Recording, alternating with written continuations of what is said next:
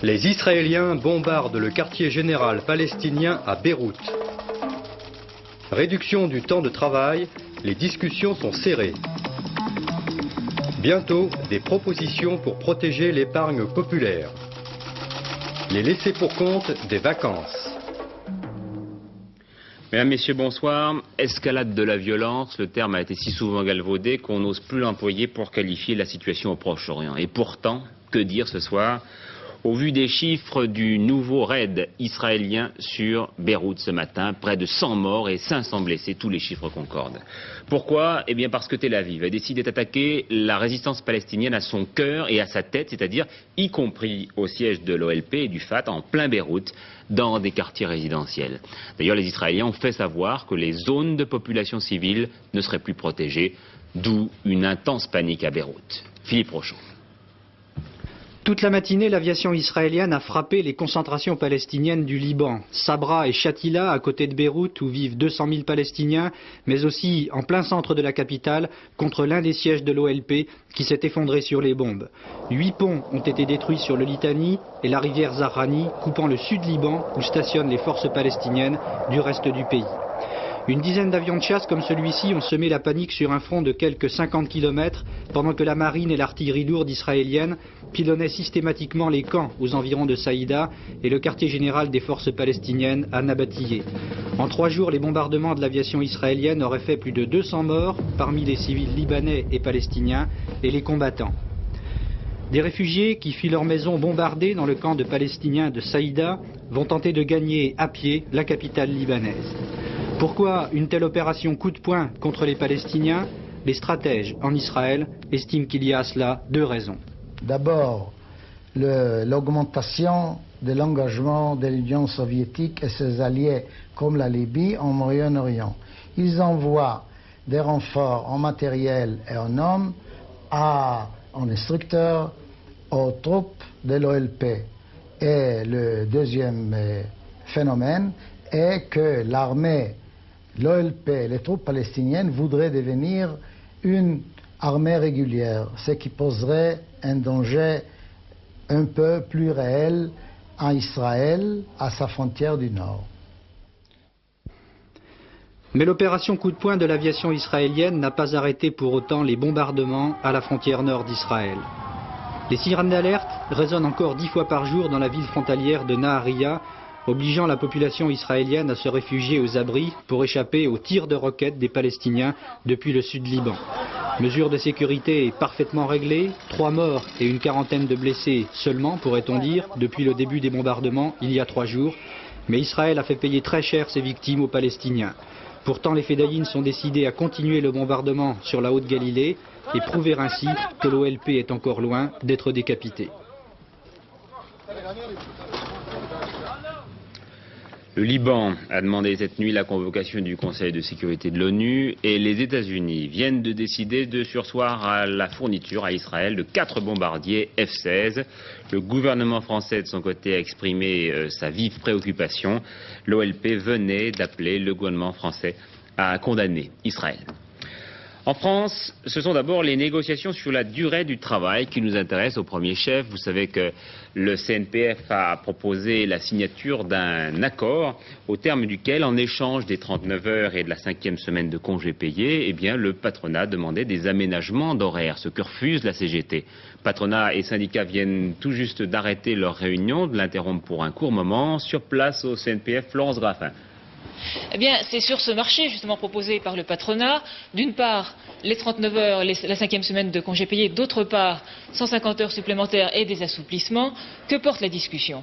Dans l'ensemble, le patronat pousse pour que les points qui l'intéressent, les 150 heures supplémentaires, les mesures d'assouplissement, soient repris en détail dans le texte qui est proposé aujourd'hui. Les syndicats, eux, préfèrent renvoyer tous ces détails aux négociations qui doivent avoir lieu plus tard dans les branches. Tout à l'heure, la CFDT a proposé plusieurs points qui semblent recueillir l'adhésion des autres syndicats. Ces points, en voici l'essentiel. Pas de chiffrage pour les heures supplémentaires demandées par le CNPF. Que l'abaissement à 39 heures légales n'empêche pas d'aller plus bas dans les discussions par branche. Et puis, un minimum de contrôle par les syndicats des aménagements demandés par le CNPF. Alors, la question maintenant, c'est qui risque de signer ? Peut-être oui, FO, la CGC, la CFTC. Pas tout de suite la CFDT qui veut consulter ces fédérations. Sans doute pas la CGT qui dit de toute façon, ce qui est important pour nous, ce sera d'avoir une loi. Il n'est pas sûr que la négociation soit terminée avant plusieurs heures. Mais pour l'instant, donc, on va reprendre cette négociation cette nuit. Cette négociation va sans doute s'arrêter pour une interruption de séance pendant le dîner. Elle reprendra à 9h30 pour encore peut-être jusqu'à minuit. D'accord. Politique, après l'adoption cette nuit du projet de loi de finances rectificative pour 81, adoption votée par les députés, le Palais Bourbon se penchait cet après-midi sur le projet de loi qui prévoit la suppression de la Cour de sûreté de l'État. Les députés l'ont adopté tout à l'heure à main levée après les brillants plaidoyers, si l'on peut dire, de deux avocats de profession, Robert Badinter et Gisèle Halimi. Paul Lefebvre ouvre ce dossier. Montesquieu n'aurait peut-être pas renié la formule, c'est le premier pas sur la voie qui rendra à la justice française sa pleine dimension de liberté. Cette phrase de Robert Badinter, garde des Sceaux, contient toute la volonté politique de faire disparaître le symbole de justice arbitraire que représentait à tort ou à raison la Cour de sûreté de l'État. Volonté qui s'exprime en 3 points. 1. La Cour de sûreté est supprimée. 2. Toute sa compétence est transmise aux juridictions de droit commun. 3. Les dossiers relevant du secret d'État seront examinés par des tribunaux militaires qui seront eux-mêmes plus tard réformés. Mince, sombre, précis, avec une teinte de trac due à son baptême du feu, c'est-à-dire à sa première intervention devant l'Assemblée, le garde des Sceaux est apparu comme l'exécuteur testamentaire d'un tribunal, d'une cour dont les mauvais esprits rappelaient qu'elle était tellement éphémère qu'on ne lui avait même pas attribué de salle pour siéger, elle. Réponse de Philippe Séguin, RPR, pourquoi voulez-vous chasser cette vieille dame? Elle peut encore servir. Sous-entendu, nous, opposition, aurions pu accepter qu'elle soit toilettée, qu'elle soit réformée. À crime politique, il faut un tribunal politique. À dossier compliqué, il faut des magistrats et une juridiction spécialisée. Au risque de menaces, il ne faut pas exposer les jurés populaires. Rien n'y fera. La Cour de sûreté se meurt, la Cour de sûreté est morte, même si les sénateurs, la semaine prochaine, vont tenter de ralentir le convoi. L'Assemblée reprend ses travaux mercredi avec cette fois un projet relatif à la Cour de cassation. Pierre Mauroy a aujourd'hui installé la commission chargée de la réforme de l'audiovisuel, la commission Moineau, du nom de son président, et qui compte une douzaine de professionnels. Le Premier ministre a rappelé à l'occasion les 2 principes qui, à ses yeux, doivent marquer la future charte de l'audiovisuel. Autonomie des organismes chargés du service public de la radio et de la télévision à l'égard du pouvoir politique, qu'il soit national, régional et local, mais aussi autonomie à l'égard des puissances financières. Pluralisme dans le développement des missions de culture, d'éducation et d'information des citoyens. Pluralisme aussi dans les encouragements à la création, qui doivent favoriser la qualité des programmes. À ces 2 principes, j'en ajouterai un 3e, la décentralisation. La puissance publique est là pour éviter les excès, pour empêcher que les plus forts, les plus puissants ou les plus riches imposent leurs lois. Elle n'est pas là pour régenter dans le détail. Elle fixe des limites, un code. Au-delà, il appartient aux hommes de l'audiovisuel d'agir et de rendre à la France un outil de création, d'information et de distraction digne d'elle. Les chiffres du commerce extérieur pour le mois de juin, une petite amélioration si l'on regarde les chiffres bruts, le déficit en diminution, 2,6 milliards le mois dernier contre 3,3 milliards. Mais pour le ministre Michel Jobert, ces résultats appellent une attitude sans concession, car les chiffres que je vous ai donnés sont bruts et sont beaucoup moins satisfaisants en données corrigées des variations saisonnières. D'autres chiffres pour juin, ceux de l'épargne, des résultats assez inquiétants, une forte augmentation des retraits. Jean-Claude Renaud vous dit pourquoi. Pour la première fois depuis plusieurs mois, les caisses d'épargne de l'Écureuil ont enregistré en juin des retraits supérieurs aux dépôts, supérieurs de 700 millions de francs exactement pour les livrets A par exemple. Le phénomène, même s'il est moins marqué pour les caisses d'épargne de la Poste, reste le même, c'est-à-dire que les petits épargnants continuent d'apporter leurs dépôts, tandis que les gros retraits se multiplient pour de gros achats notamment. Lorsque l'on veut acheter un bien de consommation durable tel qu'une automobile, tel qu'un réfrigérateur, on trouve actuellement sur le marché à s'endetter à 30% et plus. Dans ces conditions, le coût du crédit vient tellement majorer le prix d'achat de ce que l'on veut acheter que l'on préfère prélever sur son épargne et payer cash. Et payer cash, vous avez dit. Deuxième raison au retrait, la grosse épargne, celle qui dispose d'au moins 100 000 francs, préfère les comptes à terme, par exemple, rémunérés à 10,6% après impôt, au lieu de 7,5% pour les livrets A. Le gouvernement s'inquiète de ce phénomène et dès la semaine prochaine, il pourrait mettre sur pied une commission de l'épargne qui se préoccupera de 3 choses. 1. Protéger l'épargne populaire. 2. Augmenter l'épargne à long terme. 3. Accroître l'investissement des petites et moyennes entreprises.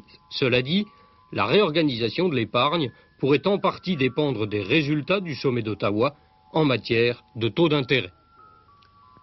Les transports parisiens en augmentation à partir du 1er août. Le ticket de métro passera à 3,50 francs à la pièce et à 2 francs au ticket. Je parle là de la seconde classe. Un mouvement de grève à la SNCF, cette fois au triage de Vesges, en Seine-et-Marne, à l'appel de la CGT, de la CFDT, ce qui entraîne toujours des perturbations sur le réseau Paris-Est. À la gare de l'Est, d'ailleurs, comme à la gare du Nord, il y a eu par ailleurs des manifestations de la CGT pour protester contre la politique de Mme Thatcher en Ulster. Un comité de soutien aux détenus de l'IRA a de son côté versé 12 litres de sang animal devant l'ambassade de Grande-Bretagne. Alors sur place, en Ulster, la Croix-Rouge a rendu visite aux militants de l'IRA qui poursuivent leur grève de la faim dans la prison de Mazet.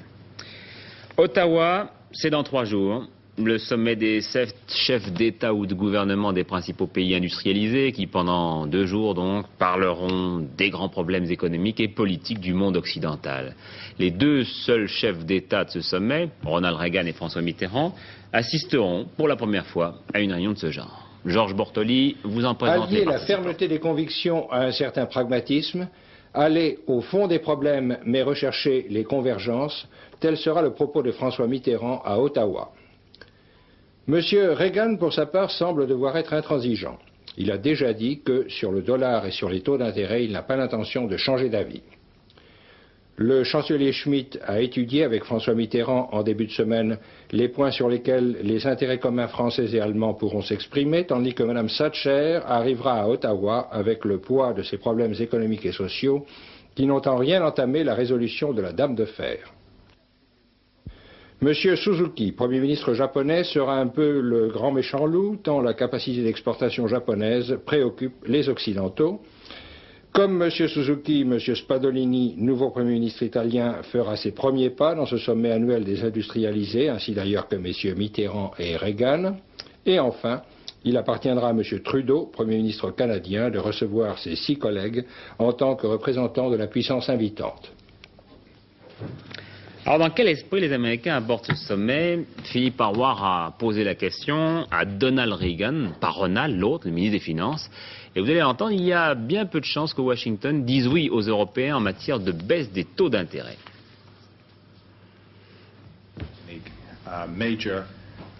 Il ne sortira de ce sommet, d'après nous, aucune grande idée nouvelle et pas de solution aux problèmes anciens déjà examinés.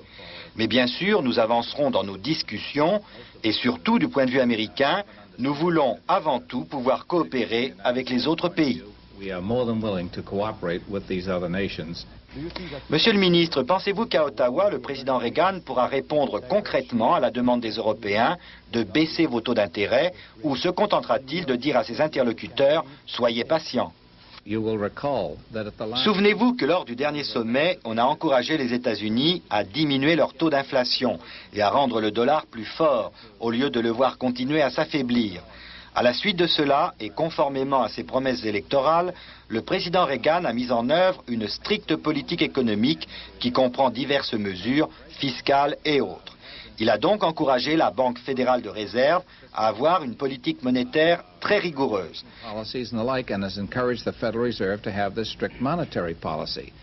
Ces hauts taux d'intérêt, c'est en fait un résultat de la situation que nous avons trouvée. Ce n'est pas une arme que nous avons choisie pour combattre l'inflation. C'est une conséquence de l'inflation. Et jusqu'à ce que l'inflation soit maîtrisée, nous continuerons sûrement à avoir des taux d'intérêt élevés. Voilà qui est net. Plus de contention entre la France et le Mexique, voilà ce que vient de dire le ministre mexicain des Affaires étrangères qui venait de s'entretenir avec Claude Cheysson à Paris. L'attentat de Bangui, il vient d'être revendiqué tout à l'heure par le mouvement centrafricain de libération nationale. Ce n'est qu'un coup d'envoi, dit le porte-parole de ce mouvement. L'attentat a fait, je vous le rappelle, 3 morts et plusieurs blessés parmi les coopérants français. Pologne, grève des dockers jeudi prochain, et ce, alors que la situation politique n'est pas du tout clarifiée. On va commencer à voter au congrès du Parti ouvrier unifié. Gérard Sebag. Les 200 membres du comité central du Parti ouvrier polonais ont été élus cet après-midi. Cela a été annoncé à 18 h. Parmi ces 200 personnalités, on remarque tout d'abord l'élection d'un certain nombre de vedettes, dont M. Kania, celui que l'on présentait comme le favori au poste de premier secrétaire, mais aussi M. Rakowski, journaliste de tendance réformiste, mais tout de même assez dur, et M. Olszewski, un inconditionnel de Moscou. Ont été éliminés au cours du premier tour plusieurs libéraux, dont M. Fischbach. Cette lame de fond a également touché plusieurs personnalités proches de Moscou, et notamment M. Grabski, qui au cours de ces dernières semaines avait violemment pris à partie M. Kania, qu'il jugeait trop mou. Premier enseignement à tirer, les 1967 délégués ont essayé de maintenir un équilibre, éliminant ceux qui, à leurs yeux, étaient trop marqués, soit à droite, soit à gauche. Ce sont les membres de ce comité qui devront maintenant proposer une liste de personnalités. Parmi ces personnalités sera choisi le premier secrétaire.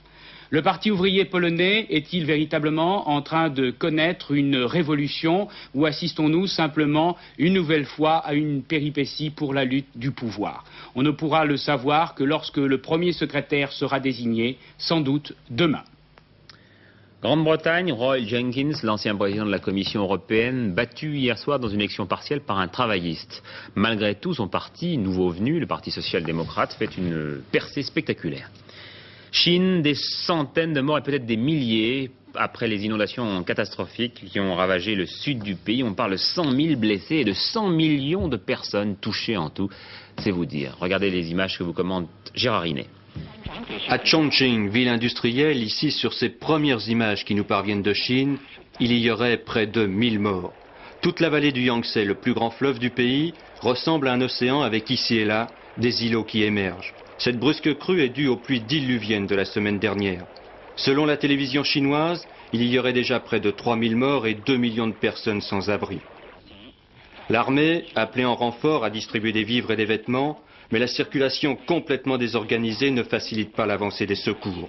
Inondation qui risque d'entraîner de graves répercussions sur l'ensemble du pays, cette région étant le principal grenier alimentaire de la Chine. Le pétrolier libérien échoué hier sur un banc de sable à 30 km du Havre a finalement pu se dégager. Il a repris sa route et vient d'arriver à Rouen. Le ministre de la Mer, Louis Pinsec, a demandé une enquête approfondie. Lourdes, ferveur populaire, communion des fidèles et musique. On parle de 4000 guitares pour servir de toile de fond au Congrès Eucharistique Mondial qui poursuit ses travaux dans la cité mariale. Sur place, Jean-Claude Darigo.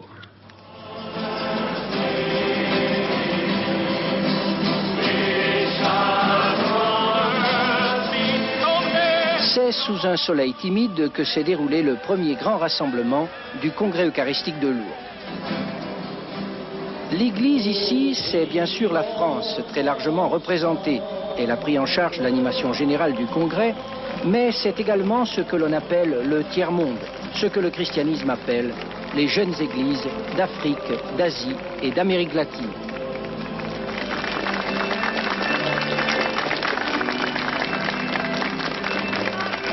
Ces églises, elles sont singulièrement présentes, selon la volonté du pape, à travers son légat, son représentant, le cardinal Bernardin Gantine. Le congrès ne sera probablement pas ce qu'il aurait pu être avec le pape, mais son sens se dessine avec les paroles déjà prises par l'Asie, l'Afrique et l'Amérique latine. Les expériences originales du catholicisme s'élaborent plus là-bas que dans l'Europe quelque peu essoufflée parfois. Quel sera le visage du christianisme de demain, l'Occident y devenant minoritaire? Quelques réponses déjà peut-être à ce congrès de Lourdes 1981.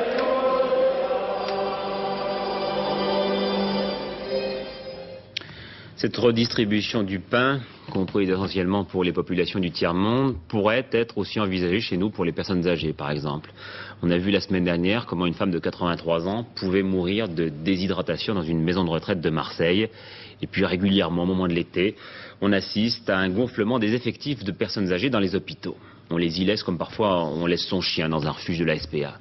Mais ne soyons pas caricaturales, ce sont souvent les personnes âgées elles-mêmes qui font ce choix pour se sentir en sécurité quand leur famille part en vacances.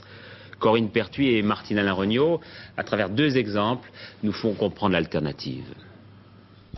Ils sont nombreux à redouter ce temps des vacances, ce que l'on dit du 3e âge, près de 8 millions de personnes qui souvent ne peuvent ni partir avec leurs enfants, ni rester seuls en ville. Pour beaucoup, l'hôpital est une solution. Ainsi, pendant tout l'été, l'assistance publique de Paris réserve des centaines de lits à ceux que leurs enfants ne peuvent emmener. Abandon choquant ou nouveau phénomène social, dans les 2 cas, on a peur de la réponse. À l'hôpital Claude Bernard, Louise Pedrazzi nous dit sa solitude. Je venais ici pour ne pas être toute seule au moment des vacances, parce que ma maison, il n'y avait personne. Qui c'est qui m'aurait fait mes courses? Qui c'est? Personne. Alors, elle pendant qu'elle pensait, elle peut prendre ses vacances, et puis moi, je venais ici. C'est pas pour faire le compliment de l'établissement, mais c'est familial. Et le personnel est aimable, correct. Ah oui. Je ne les envoie pas promener à tout bout de champ. Ah non, non, non, ils sont très corrects. Alors c'est pour ça que je suis revenue. C'est une bonne solution. Et est-ce que vos petites filles s'occupent de vous? Comme elles peuvent s'en occuper. Hein. Ah, puis écoutez, hein, moi je suis très franche. Là, quand on passe sur les générations qui poussent, en général, vous savez, nous sommes indésirables, les vieux. Hein. Il ne faut pas dire, je ne vous dis pas qu'ils ne nous aiment pas. Si. D'abord, j'ai des goûts très simples. Alors, vous savez, je ne suis pas comme la personne qui a envie de tout. Il y en a qui n'ont pas ça, ils en veulent. Non, non, non. J'ai des goûts très simples. Ah oui, je m'arrange très bien avec mon budget. Alors, mes grandes dépenses, c'est les vacances. Les vacances à l'hôpital? Les vacances à l'hôpital. Je ne peux pas dire que c'est des...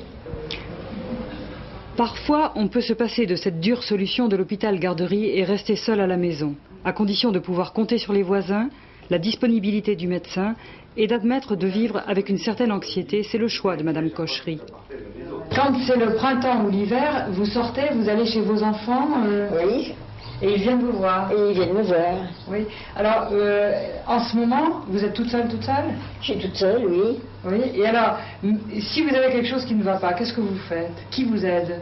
Ben, la gardienne. Elle vient tous les jours? Ah ben, j'y vais, moi, là. Puis j'ai 2 voisines, là, qui sont bien, quoi. Et puis vous appelez le médecin quand ça ne va pas? Quand on va pas voir, on appelle le médecin. Alors, le médecin, il est toujours en vadrouille, il nous en est là. Il est jamais là pour vous soigner? Jamais je viens. Elle voudrait que je sois là, en fait. Elle voudrait que je sois dans la pièce à côté, c'est ça? Voilà, c'est ça, toujours. Et vous êtes fatigué depuis quand, maintenant? Depuis qu'ils sont partis en vacances. Oui. Vous avez commencé à être malade quand votre fils est parti en vacances? Oui. Bon. Et vous lui avez écrit ça? Mais je ne peux pas lui écrire puisque... Parce que vous savez pas où il est, où d'abord, si, puisque tout est marqué là, oui. Mais ça arrivera quand il sera rentré. Mais ça, c'est un peu que vous êtes inquiète quand même. Ah, toujours. Parce que vous avez un fils qui vous a laissé, je l'ai vu, qui vous a laissé la liste de tous les endroits où il allait passer ses vacances. Ce pauvre diable, il n'est pas libre finalement. Ah. Et il n'est pas en vacances. Ben, il s'en moque un peu. Vous n'avez pas enlevé le cordon avec lui. Elle a sa gardienne, mais toutes les personnes âgées n'ont pas les mêmes chances. Oui, je suis étonné quand même que les vacances sont un peu considérées comme un accident. On a l'impression d'avoir un incendie ou une catastrophe. C'est toujours un drame, surtout quand on est très âgé, de faire une rupture avec son lieu de vie permanent. Vous déconseillez l'hôpital pendant l'été? Oui, je le déconseille s'il n'est pas préparé. S'il arrive comme ça, comme un événement, on n'a rien d'autre à faire, on va à l'hôpital. Mais si c'est prévu, si on en parle avant, si c'est une des mesures dont on a parlé, c'est pas une mesure qui est forcément mauvaise. L'hôpital, c'est pas le lieu de séjour pour les gens âgés. Il faut savoir qu'il y a en France 7 500 000 personnes de plus de 60 ans, dont 1 million âgées de 80 à 85 ans, et sur ce chiffre, 12 femmes pour un homme. Tour de France, eh bien Bernard Hinault termine en beauté, encore une étape pour lui. Il faut dire que c'était un contre-la-montre autour de Saint-Priest. Inutile de vous dire que le Breton consolide sa première place au classement général. 14 minutes 34 d'avance sur Lucien Van Impe, 17 minutes 04 sur Robert Alban et 18 minutes 20 sur Zoetemelk.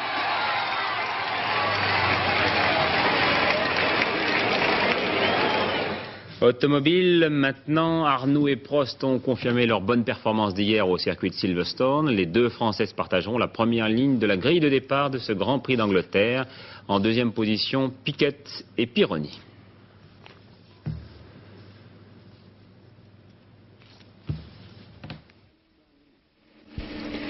Sept manches du championnat du monde dans l'anonymat et puis à Dijon une victoire avec Prost. Cette fois, c'est René Arnoux qui réalise le meilleur temps aux essais du Grand Prix d'Angleterre. Renault revient très fort en cette fin de saison. Il faut dire que ces deux Turbo R30 préfèrent les circuits rapides comme celui de Silverstone. Un seul problème pour les Renault, la distance, 320 km 824. Si le moteur tient, il est raisonnable d'envisager un doublé d'Arnoux et Prost qui part... C'était contre Vasco de Gama. Dominique Leglou s'est intéressé au cas de ce Yougoslave, Surjak. Il porte le numéro 10 pour son premier match avec Paris Saint-Germain. Mais notez bien, il joue en position d'ailier gauche, poste qu'il occupe souvent avec l'équipe nationale yougoslave. Ivica Surjak a signé un contrat de 2 ans avec possibilité de résiliation au bout d'une année. Cela sous-entend que PSG veut acquérir la dimension européenne.